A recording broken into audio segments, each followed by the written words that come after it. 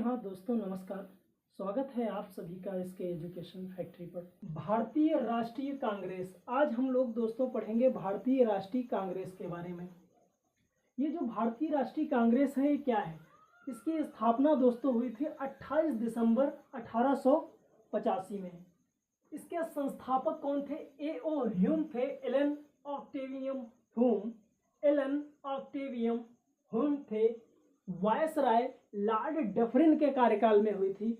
Viceroy जो उस समय के थे ये लॉर्ड डफरिन थे।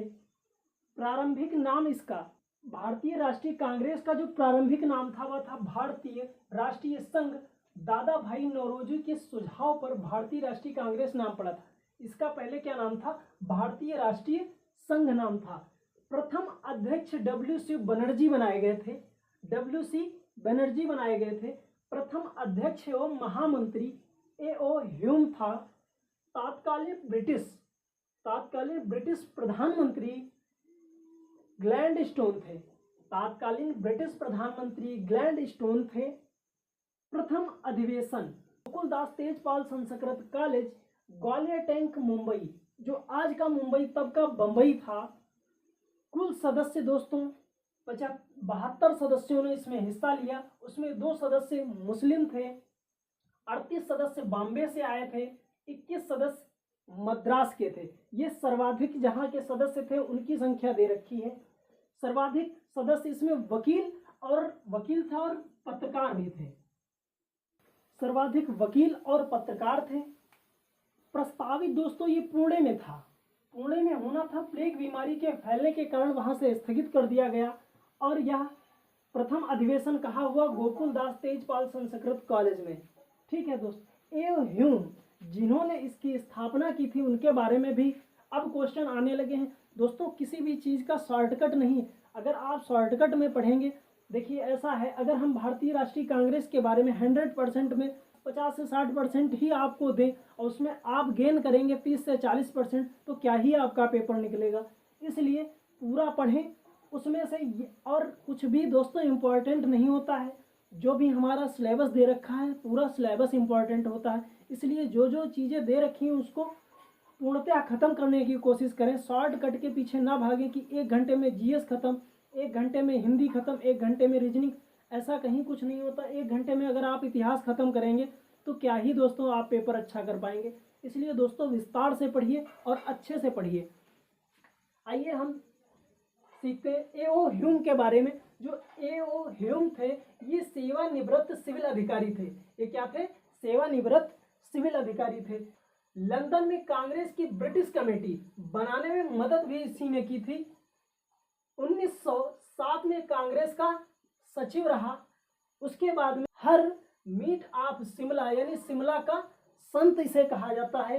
पक्षी विज्ञान का जनक भी इसे कहा जाता है। और जनता का मित्र नामक पत्रिका का संपादक, जनता का मित्र नामक पत्रिका का भी संपादक इन्होंने किया था।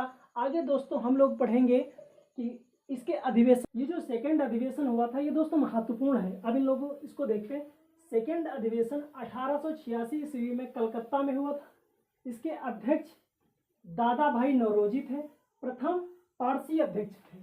कौन थे? प्रथम पारसी अध्यक्ष। अगला पूछा जाता है थर्ड, ये सेकंड और ये थर्ड अधिवेशन कहाँ हुआ था? यानी तीसरा अधिवेशन 1887 ईस्वी मद्रास में हुआ था। अध्यक्षता किसने की थी?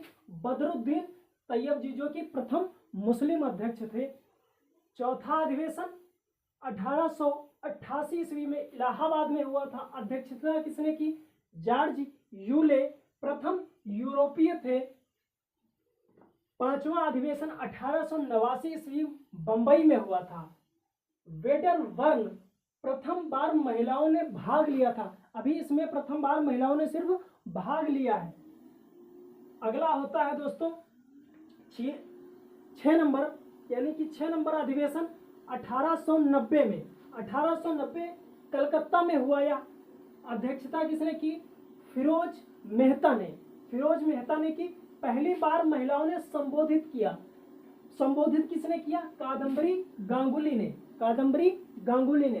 महिलाओं को सबसे पहले संबोधित करने का अवसर मिल गया। इसमें महिलाओं को भाग लेने का अवसर मिला था। ये 5वां था। और छठे में इनको संबोधित करने का अवसर मिल गया। सातवां, अब ये सातवां नहीं है, अब 6 तक इम्पोर्टेंट थे, उसके बाद में 1896 का है, 1896 अधिवेशन है जो कलकत्ता में हुआ था। रहीमतुल्लाह सयानी ने इसकी अध्यक्षता की थी। वंदे मातरम गीत गाया गया, इसलिए ये महत्वपूर्ण है क्योंकि प्रथम बार वंदे मातरम गीत गाया गया है। और दूसरे मुस्लिम अध्यक्ष थे। 1901 का अधिवेशन जो कि कलकत्ता में हुआ था। बिनसा इडुलची वाचा, पहली बार गांधी जी ने भाग लिया था।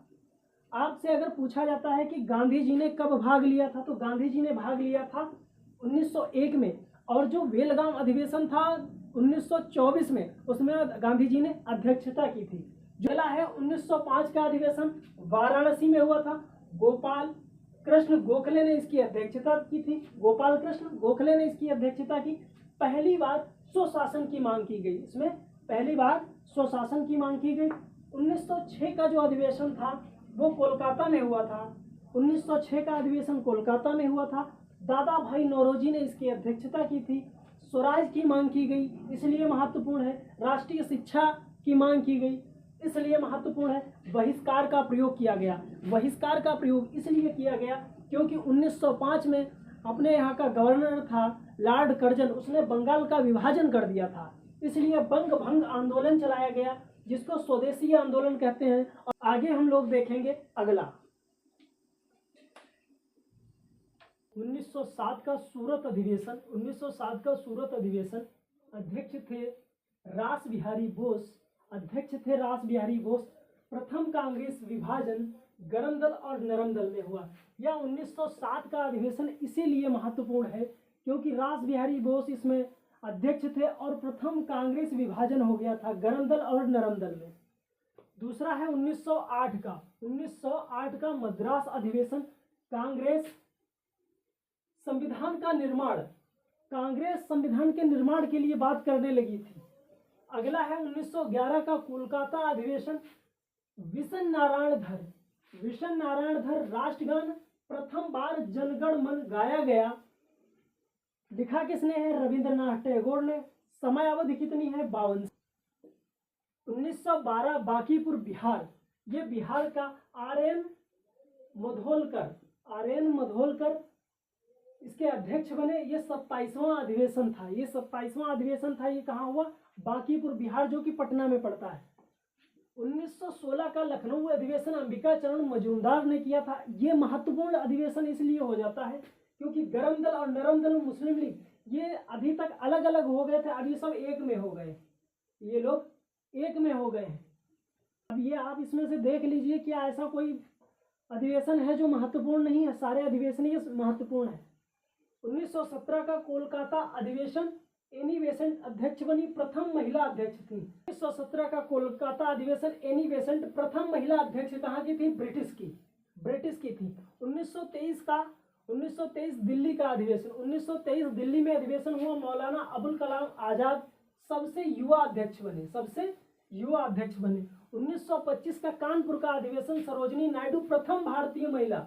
आपसे पूछा जाएगा सरोजनी नायडू ने जो अध्यक्षता की वो अधिवेशन कहाँ का था? तो कानपुर का था। प्रथम भारतीय महिला है कौन? सरोजनी नायडू, जो अध्यक्ष बनी। 1927 का मद्रास, एम.एन. अंसारी पूर्ण स्वाधीनता की मांग हुई थी, 1929 का जो लाहौर अधिवेशन था, 1929 का लाहौर अधिवेशन, उसमें पूर्ण स्वराज की मांग हुई थी। यहाँ पे 1927 1929 कर लीजिए। 1929 ये कहाँ हुआ? लाहौर में।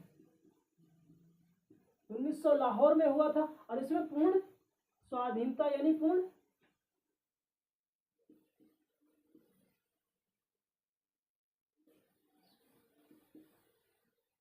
इसमें पूर्ण स्वराज की मांग हुई थी, 1931 का कराची अधिवेशन, सरदार पटेल इसकी अध्यक्षता करते हैं। मौलिक अधिकारों की मांग होती है, गांधी जी को काले झंडे दिखाए जाते हैं। उसके बाद में 1936 का लखनऊ अधिवेशन होता है, पंडित जवाहरलाल नेहरू इसकी अध्यक्षता करते हैं। भारत के लिए समाजवाद शब्द का प्रयोग किया गया। 1937 का फैजपुर कर्नाटक 1937 का फैजपुर अधिवेशन होता है। वो एक यह मात्र ऐसा अधिवेशन है जो गांव में संपन्न हुआ, और जो बेलगांव में हुआ था अधिवेशन, वो बेलगांव में नहीं हुआ था, महात्मा गांधी जी ने उसकी अध्यक्षता की थी। 38 हरिपुरा सुभाष चंद्र बोस अध्यक्ष बने। 1929 में त्रिपुरी सुभाष चंद्र बोस, पट्टाभी सीतारमैया, इन दोनों के बीच में यानी अध्यक्षता के पद को लेकर के इन दोनों में चुनाव हो गया, और इसमें सुभाष चंद्र बोस की जीत हुई और पट्टाभी सीतारमैया की हार हुई। दोनों में विवादित हुआ, इन्होंने अपना इस्तीफा दे दिया सुभाष चंद्र बोस जी ने। अगले अध्यक्ष कौन बने? डॉक्टर राजेंद्र प्रसाद जी। डॉक्टर राजेंद्र प्रसाद अध्यक्ष बने। 1940 का जो अधिवेशन हुआ रामगढ़ झारखंड में हुआ। अबुल कलाम आजाद, सबसे लंबा कार्यकाल किसका रहा है? अबुल कलाम आजाद का, सबसे अधिक बार यही अध्यक्ष बने थे। उसके बाद में 1950 नासिक का पुरुषोत्तम दास टंडन इसके अध्यक्ष बनते हैं, और यह अंतिम अधिवेशन होता है। अब यहाँ से आपके महत्वपूर्ण क्वेश्चन कुछ बनते हैं। सबसे अधिक बार अधिवेशन कहाँ हुए?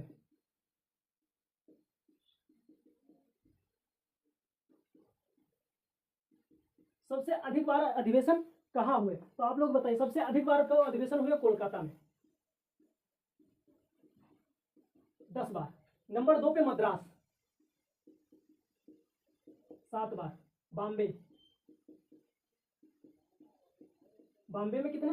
7 बार अधिवेशन हुए। अगर है कि देश के बाहर कितने अधिवेशन हुए, यानी कि अब तब देश एक ही था, लेकिन वर्तमान में देश का विभाजन हुआ तो पाकिस्तान बट गया, तो पाकिस्तान यानी लाहौर में।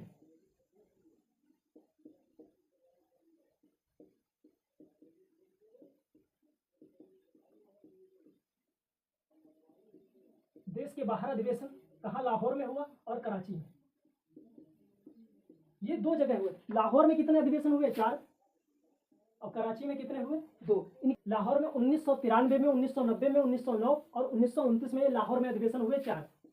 ये 4 अधिवेशन हुए। कराची में 2 अधिवेशन का, 1913 का, 1931। ये 13 को पलट दो तो 1931, 2 अधिवेशन कराची में हुए। उसके बाद में पूर्वोत्तर राज्य देखो,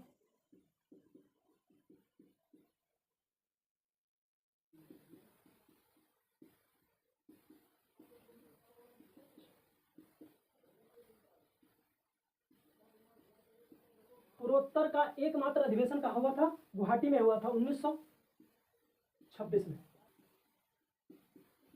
गांधी जी ने अध्यक्षता,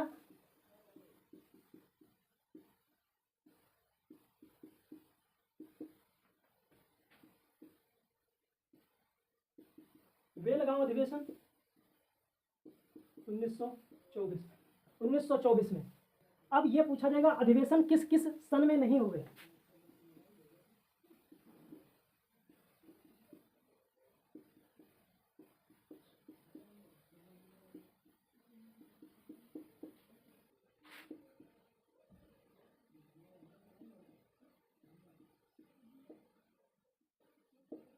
उन्नीस सौ 41 से 45 तक अधिवेशन नहीं हुए, क्योंकि यहाँ प्रथम विश्व युद्ध जारी हो गया था, और 1930 में नहीं हुआ, 1935 में नहीं हुआ। ये 2 अधिवेशन इतने ये डेट में पूछे जाते हैं, ये अधिवेशन नहीं हुए। इसके लिए कहे गए कथन, कांग्रेस के लिए कहे गए कथन। सबसे पहले कांग्रेस सूक्ष्म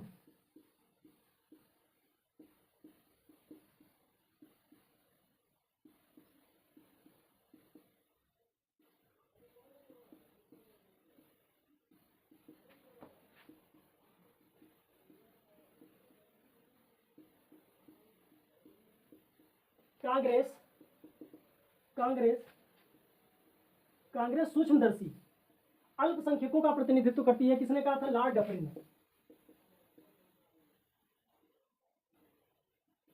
ये लॉर्ड डफरिन ने कहा था। कांग्रेस डफरिन के दिमाग की उपज है।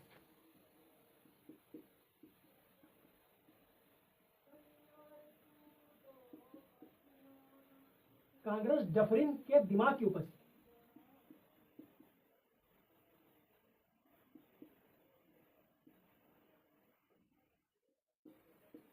यह किसने कहा था? लाला लाजपत राय। यह किसने कहा था? लाला लाजपत राय ने।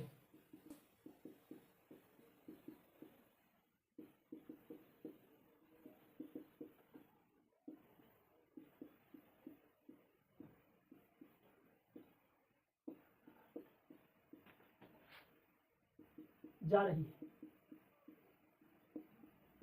कांग्रेस अपने पतन की ओर लड़खड़ाते हुए जा रही है और मैं इसे मरने तक यानी अंतिम समय तक देखना चाहता हूं। यह किसका कथन है? लॉर्ड कर्जन का।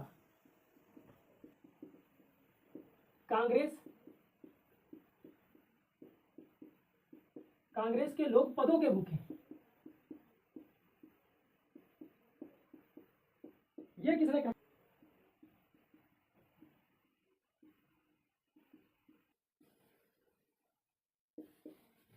कांग्रेस के लोग पदों के भूखे हैं, किसने कहा था? बंकिम चंद्र जी ने कहा था। अगला क्वेश्चन है,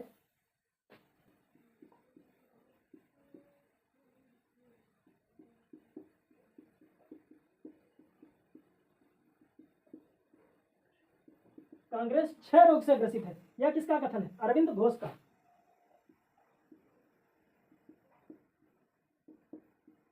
अरविंद घोष ने कहा था कांग्रेस क्षय रोग से ग्रसित है।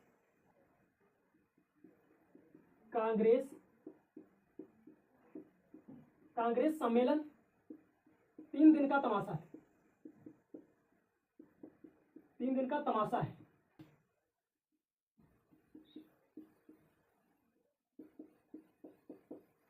ये किसका कथन है? अश्विनी कुमार का कथन है। अश्विनी कुमार घोष।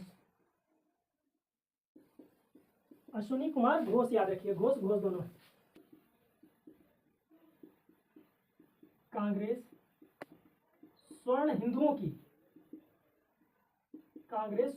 की फांसीवादी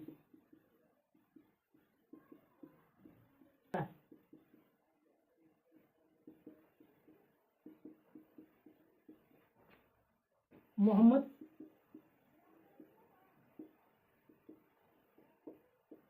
ये किसने कहा था? मोहम्मद अली जिन्ना ने कहा था। ये कांग्रेस आंदोलन लोगों द्वारा प्रेरित नहीं था। कांग्रेस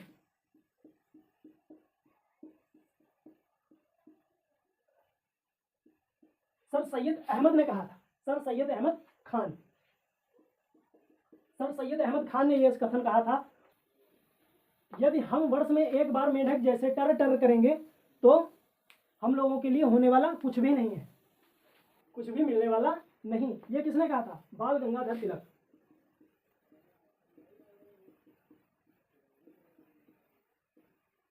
यह बाल गंगाधर तिलक का कथन है।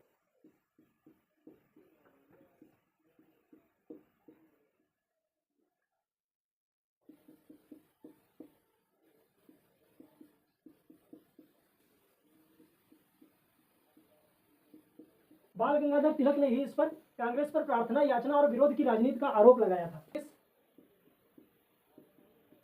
याचना करने वाली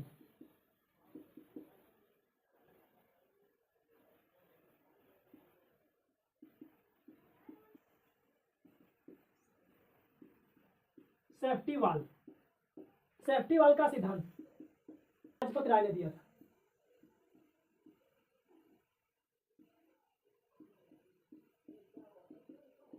सेफ्टी वाल का सिद्धांत लाला लाजपत राय ने दिया था।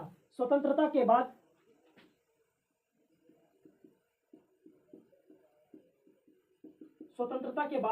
कांग्रेस को समाप्त कर देना चाहिए। स्वतंत्रता के बाद कांग्रेस को समाप्त कर देना चाहिए, यह महात्मा गांधी का कथन था। दोस्तों हम लोगों ने भारतीय राष्ट्रीय कांग्रेस के बारे में कुछ महत्वपूर्ण बिंदु देखे, जो भी मुझे इस टूटी फूटी बाड़ी में आता था हमने आप लोगों के सामने प्रस्तुत किया है। मैं अपने आप को शिक्षक कम स्टूडेंट ज़्यादा मानता हूं, क्योंकि आप सबके सहयोग से ही हम सीखेंगे और आपको कुछ जो हमें पता है वो आप लोगों को सिखाएंगे। आप हमसे जो गलतियां हुई हैं उनको सिर्फ एक भूल समझकर माफ़ करना, और अगर कुछ गलत है तो हम ये नहीं कह रहे हमारे लिए पॉजिटिव कमेंट करो। इससे अतिरिक्त अगर कांग्रेस के बारे में आपको कुछ आता है तो आप वह अवश्य कमेंट में लिखें, इससे हम भी सीखेंगे और आप हम सबके मित्र जो देख रहे हैं यह वीडियो वो लोग भी सीखेंगे। यही आप लोगों से कहना है, क्योंकि यूट्यूब जैसे अथाह सागर में मैं एक तुच्छ प्राणी हूँ, मेरा कोई अस्तित्व नहीं है उसमें, बस छोटी सी प्रस्तुति है, ये अपना योगदान दे रहे हैं। अगर अच्छा लगे तो आप समर्थन करिए। धन्यवाद।